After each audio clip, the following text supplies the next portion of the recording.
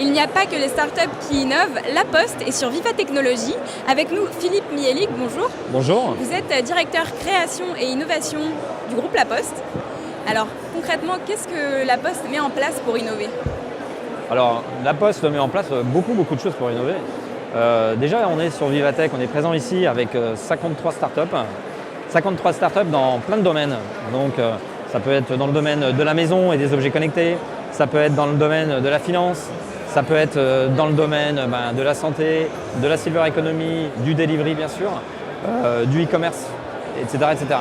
Donc La Poste effectivement travaille avec beaucoup de startups tout au long de l'année parce que effectivement aujourd'hui on est tous les grands groupes français et La Poste en l'occurrence sommes obligés de s'ouvrir vers l'extérieur pour expérimenter des choses, développer des nouveaux services. Et l'ADN de La Poste est assez large puisque notre ADN c'est de simplifier la vie des gens au quotidien, leur apporter des nouveaux services. Donc on travaille avec les startups sur ces différents sujets. Vous êtes sur une dynamique d'innovation, est-ce que vous comptez poursuivre sur cette voie ? Totalement, totalement. De toute façon, on est lancé, on y va. Donc voilà, plein d'initiatives sont mises en place, à la fois des programmes pour les startups, à la fois en interne, on s'organise aussi pour encore mieux travailler avec les startups. Par exemple, on a lancé il y a 1 an maintenant un studio d'innovation qui s'appelle Yellow Innovation et qui nous permet en transversal de travailler avec les startups. Je m'explique. Au sein de La Poste, Yellow Innovation est situé dans un espace de coworking à Paris, rue de Cléry.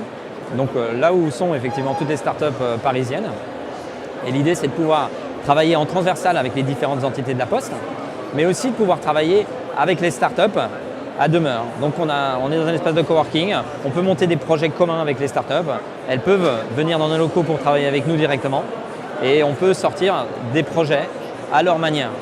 Donc l'idée, c'est vraiment de sortir en 4 mois des expérimentations avec des startups que l'on peut tester effectivement sur le marché et qu'on peut voir l'appétence du consommateur à ce sujet. Est-ce que c'est primordial aujourd'hui que les grands groupes et les startups travaillent ensemble ?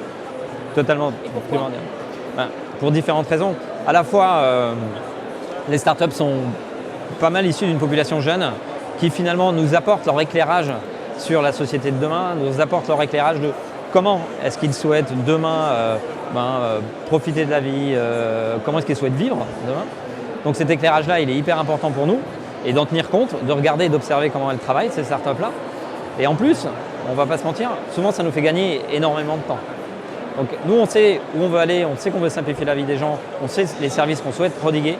Ensuite, les startups peuvent, à certains moments, nous apporter des services et venir enrichir nos offres, venir gagner du temps avec nous, finalement venir à accélérer même nos projets.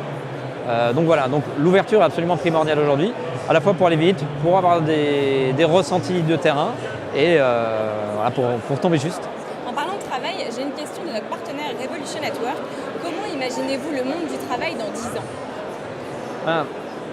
Voilà, on voit éclore tous ces espaces de collaboration, de coworking un peu partout en France, un peu partout dans le monde.